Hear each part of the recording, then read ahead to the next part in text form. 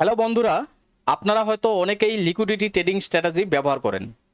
তো বেশিরভাগ ট্রেডারকেই আমি দেখি তারা কি করে যে বিভিন্ন ছোট ছোট টাইম ফ্রেমের সুইংগুলো দেখে লিকুইডিটি ট্রেডিং করে। তো বিভিন্ন ছোট ছোট টাইম ফ্রেমের সুইং দেখে এখানে লিকুইডিটি ট্রেডিং করলে কি হয়, সেক্ষেত্রে অ্যাকিউরেসিটাও কম আসে এবং রিস্ক রিওয়ার্ড রেশিওটাও সেরকম একটা ভালো থাকে না। তবে আজকে আমি আপনাদের সঙ্গে একটু আলাদা টাইপের লিকুইডিটি ট্রেডিং স্ট্র্যাটেজি শেয়ার করব, যেটাতে আপনাদের অ্যাকুরেসিও ভালো থাকবে এবং রিস্ক রিওয়ার্ড রেশিও অনেক বড় থাকবে। তো অনেকেই আবার এই লিকুইডিটি যে শব্দটা, এই শব্দর মানেটাই বুঝে না যারা নতুন ট্রেডার। তো আসলে লিকুইডিটিটা কি, যে লিকুইডিটিটাকে আমি যদি একদম সহজভাবে বুঝাতে যাই, সেটা হচ্ছে স্টপ লস। যে মার্কেটের যে জায়গাটায় ম্যাক্সিমাম স্টপ লস থাকে, সেই জায়গাটাকেই বলা হয় লিকুইডিটি জোন। ঠিক আছে, তো এবার হচ্ছে আমি এখানে বুঝিয়ে দিচ্ছি যে আসলে লিকুইডিটি ট্রেডিংটা কিভাবে করতে হয় বা কোথায় মার্কেটের লিকুইডিটি বেশি আছে সেটা আমরা কিভাবে বুঝবো, সেটা আমি বলে দিচ্ছি। তো অনেকেই আবার বলে যে সাপোর্ট রেজিস্ট্যান্স কাজ করে না। আসলে সাপোর্ট রেজিস্ট্যান্স কেন কাজ করে না, এই লিকুইডিটি ট্রেডিং স্ট্র্যাটেজিটা যদি আপনাদের মাথায় ঢুকে যায়, তাহলে আপনারা বুঝতে পারবেন যে আসলে সাপোর্ট রেজিস্ট্যান্স কেন কাজ করে না। ঠিক আছে, তো কোনো সমস্যা নেই, আমি দেখিয়ে দিচ্ছি। যেরকম আমাদের এখানটায় একটা সুইং ছিল, এখানটায় একটা সুইং ছিল সেম লেভেলে, এখানে একটা সুইং ছিল, এখানে একটা সুইং ছিল, তাহলে এখানে আমরা একটা কিন্তু সাপোর্ট জোন ড্র করতে পারি, তাই না? তো আমরা এখানটায় একটা সাপোর্ট জোন ড্র করার চেষ্টা করছি।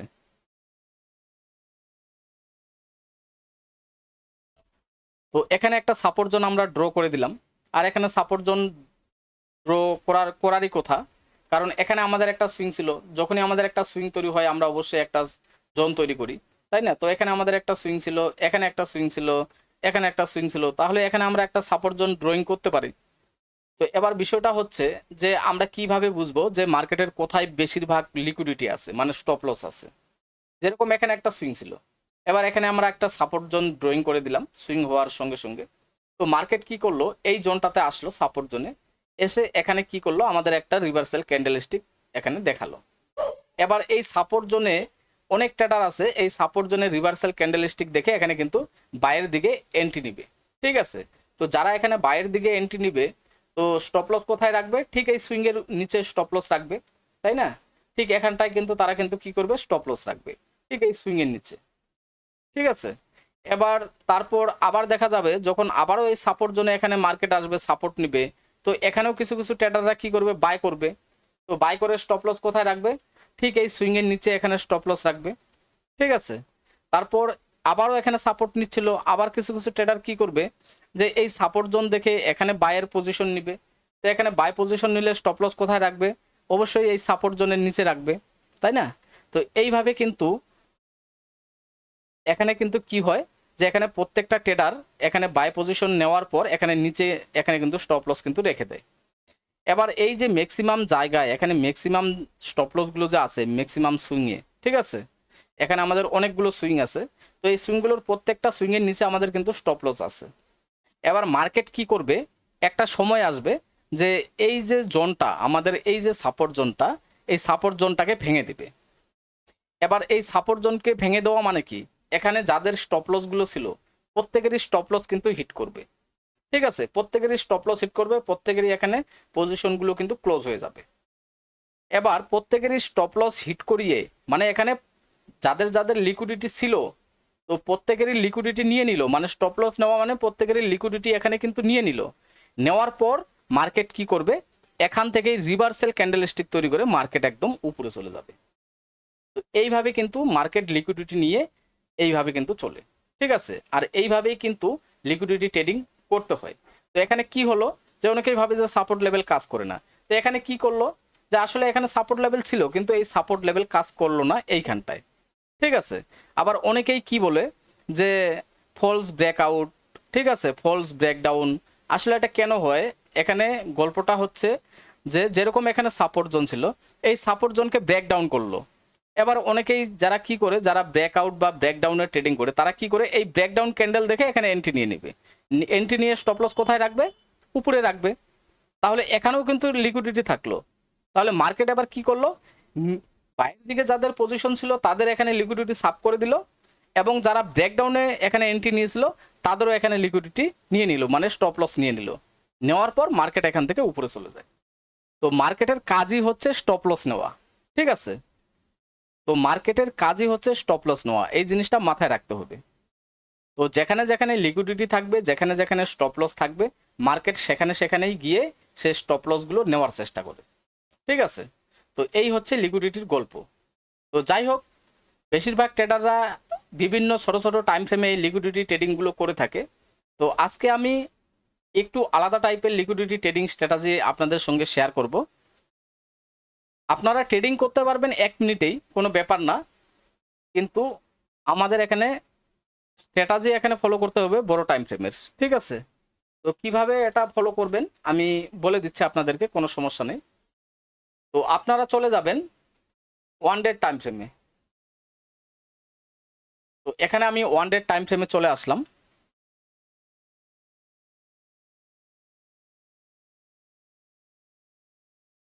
তো এখানে আমি 1 ডে টাইম ফ্রেম ওপেন করেছি। তো 1 ডে টাইম ফ্রেমে আসার পর আপনাদের কি করতে হবে, আমাদের প্রিভিয়াস ডের যে ক্যান্ডেলটা থাকবে, ঠিক আছে, সে প্রিভিয়াস ডের ক্যান্ডেলের হাইলোটাকে মার্ক করবেন আপনারা। তো আমি এখানে হাইলোটাকে মার্ক করে নিচ্ছি। এখানে আপনারা হরিজন্টাল লাইন নিয়ে নেবেন।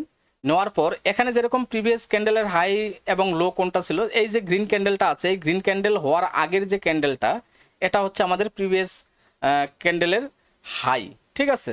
হাইটাকে মার্ক করে দিলাম। এবার প্রিভিয়াস ক্যান্ডেলের লোটাকেও আপনারা মার্ক করে দেবেন, একদম সুন্দরভাবে প্রিভিয়াস ক্যান্ডেলের হাই এবং লোটাকে আপনারা মার্ক করে দেবেন। এবার এখানে মার্ক করা হলো, ধরে নেন এই গ্রিন ক্যান্ডেলটা হয়নি, এই গ্রিন ক্যান্ডেলটা যে দেখতে পাচ্ছেন সবার শেষের গ্রিন ক্যান্ডেলটা, ধরে নেন এটা হয়নি। তো আমাদের প্রিভিয়াস ক্যান্ডেল তাহলে আমরা কোনটা ধরবো, যে আমাদের এই রেড ক্যান্ডেলটা। তো এই রেড ক্যান্ডেলের হাই এবং লোটাকে আমরা মার্ক করে নিলাম। নেওয়ার পর আমরা চলে যাব 1 মিনিটের টাইম ফ্রেমে। আমরা চলে যাব এখানে 1 মিনিটের টাইম ফ্রেমে। তো আমরা এখানে 1 মিনিটের টাইম ফ্রেমে চলে আসলাম। তো 1 মিনিটের টাইম ফ্রেমে আমরা কি করব,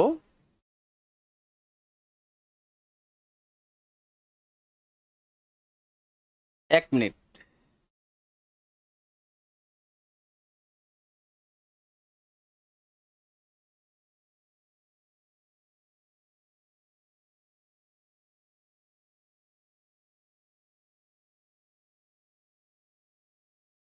আমি একটু জুম করে নিচ্ছি তাহলে বোঝাতে সুবিধা হবে।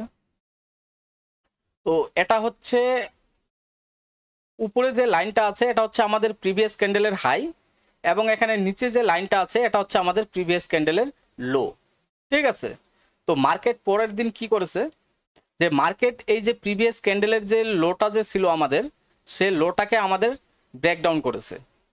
এবার ব্রেকডাউন করার পর আমরা একটা রিভার্সাল ক্যান্ডেলস্টিক খুঁজবো, যেখানটায় আমরা একটা সুন্দর রিভার্সাল ক্যান্ডেলস্টিক পাবো 1 মিনিটের টাইম ফ্রেমে।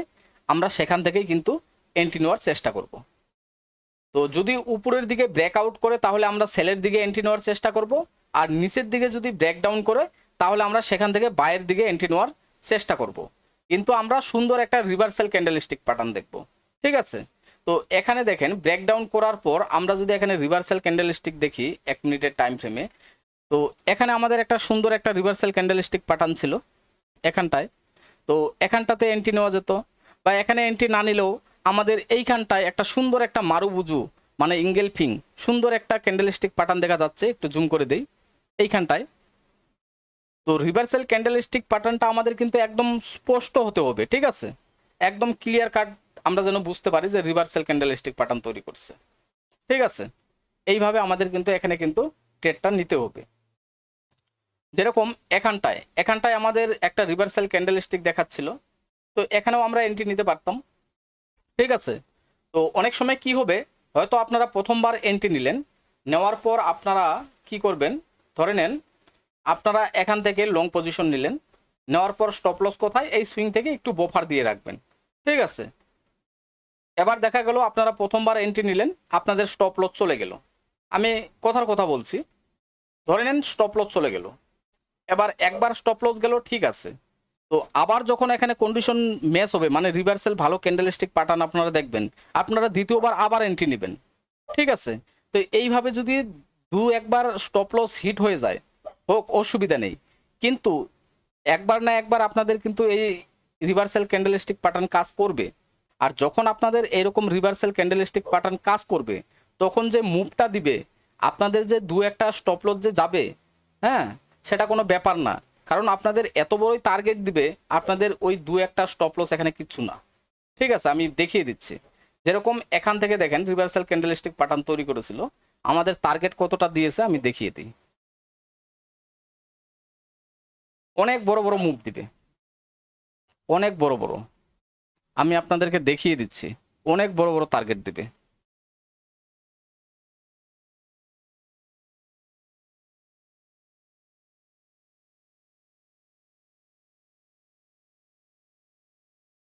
এখানে দেখেন কত বড় রিস্ক রিওয়ার্ড রেশিও, ঠিক আছে, এখানে কত বড় রিস্ক রিওয়ার্ড রেশিও দিয়েছে। এখান থেকে এন্ট্রি, স্টপ লস নিচে, তো এখান থেকে দেখেন রিস্ক রিওয়ার্ড রেশিও কত বড়। তো আপনাদের যদি এইরকম দু একটা স্টপ লসও যদি হিট হয়, হিট হওয়ার পরেও আপনারা যদি এইরকম একটা মুভ পেয়ে যান, তো বলেন আপনাদের স্টপ লস দু একটা গেলে কি কোনো সমস্যা আছে? কোনো সমস্যা নেই। তো আপনারা এই স্ট্র্যাটাজিটা ব্যাকটেস্ট করে দেখবেন। তো এই স্ট্র্যাটাজিটা কিন্তু খুব ভালো কাজ করে। তবে ট্রেডিংয়ে 100% কোনো কিছুই হয় না, এই জিনিসটা মাথায় রেখে আপনাদের মানি ম্যানেজমেন্ট, রিস্ক ম্যানেজমেন্ট এগুলোকে ফলো করেই আপনাদের কিন্তু ট্রেডিং করতে হবে, ঠিক আছে। তো এখানে দু একবার যদি স্টপ লস হিট হয় কোনো ব্যাপার না। আমি ধরলাম যে মনে করেন এইখানটায় আমাদের স্টপ লস গেছে, তাহলে এখানে আবার আমরা যখন অপরচুনিটি পাবো, ভালো একটা রিভার্সাল ক্যান্ডেল দেখতে পাবো, সেখান থেকে আমরা এন্ট্রি নিব, ঠিক আছে। বা ধরলাম এখানে আমাদের স্টপ লস গেল, আবার যখন ভালো একটা রিভার্সাল ক্যান্ডেল স্টিক পাবো সেখান থেকে আমরা এন্ট্রি নেব। তো এইভাবে দু তিনটা আপনারা যদি এন্ট্রি নেন, কখনো কখনো এরকম হবে যে প্রথমবার রিভার্সাল ক্যান্ডেল স্টিক প্যাটার্ন তৈরি করছে, সেখান থেকে মার্কেট বিশাল মুভ করে যাবে, ঠিক আছে। আবার কখনো কখনো এইরকম হবে যে দু একটা স্টপ লসও যেতে পারে, ঠিক আছে। তো এইভাবে আপনারা যদি ট্রেডিং করেন, তাতে দু একটা স্টপ লস যদি যায়, আপনাদের মানি ম্যানেজমেন্ট ঠিক রেখে আপনারা যদি ট্রেডিং করেন, তাহলে এই যে মুভগুলো, এই বড় বড় মুভগুলো আপনারা কিন্তু ক্যাপচার করতে পারবেন। আর এই ধরনের ট্রেড আপনারা এরকম না যে সারাদিনে প্রচুর পাবেন তা না, এই ধরনের ট্রেডগুলো আপনারা কম পাবেন, কিন্তু যে ট্রেডগুলো আপনারা পাবেন সেগুলো কিন্তু অনেক বড় বড় রিস্ক রিওয়ার্ড রেশিও আপনাদেরকে দিয়ে যাবে। তো আসলে ট্রেডিং, যেরকম অনেকেই আছে যে সারাদিন এন্ট্রি নিতেই থাকে, ঠিক আছে, সারাদিনে কতগুলো এন্ট্রি নেয় হিসেব ছাড়া। তো আপনারা আপনাদের যে ট্রেডিং স্ট্র্যাটেজিগুলো আছে স্কেলপিংয়ের, সেগুলো আপনারা ব্যবহার করেন, সমস্যা নেই। কিন্তু এই ধরনের অপরচুনিটিগুলো যদি আপনারা পান, তাহলে আপনারা নিতে পারেন। তাহলে কি হবে, এই ধরনের অপরচুনিটি যদি সপ্তাহে আপনারা একটা বা দুটো আপনারা ধরতে পারেন, তাহলে আপনাদের কিন্তু এখানে ভালো একটা রিস্ক রিওয়ার্ড রেশিও পেয়ে যাবেন। তো যাই হোক, ভিডিওটি যদি ভালো লাগে অবশ্যই চ্যানেলটিকে সাবস্ক্রাইব করে ভিডিওটিকে লাইক করে দিবেন, ঠিক আছে। আর আপনারা যদি কোনো ভালো ইন্ডিকেটরের মাধ্যমে ট্রেডিং করতে চান, তাহলে এই ভিডিওর ডিসক্রিপশনে টেলিগ্রাম চ্যানেলের লিঙ্ক দেওয়া আছে, আপনারা সেই টেলিগ্রাম চ্যানেলে জয়েন হয়ে যেতে পারেন, সেখানে আপনারা হাই অ্যাকুরেসির ইন্ডিকেটর পেয়ে যাবেন। তো সবাই ভালো থাকবেন, সুস্থ থাকবেন, এই আশা রেখে আজকের এই ভিডিওটি আমি শেষ করছি। ধন্যবাদ।